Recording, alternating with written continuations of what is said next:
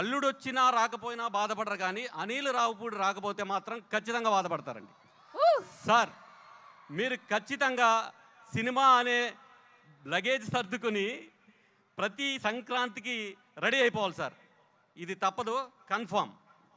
And ఇంకోటి ఏంటంటే, మనం ఒక విజయాన్ని సాధిస్తే ఆ విజయం మనకి ఆనందం ఇస్తుందండి. కానీ అదే అలాంటి విజయమే జనం మనకి అందిస్తే ఆ విజయం ఇదిగో ఇలా ఆనంద భాష్మాలు ఇస్తుంది. సో ఇంకా వెంకటేష్ గారు మొన్న ప్రెస్ మీట్లో చాలా గొప్ప మాట ఒకటి చెప్పారు సార్. ఏది అడగను, ఇచ్చింది తీసుకుంటామని. అయితే సార్, ఈ విజయంతో నేచర్ ఫోకస్ మీ మీదకి వచ్చేసింది సార్.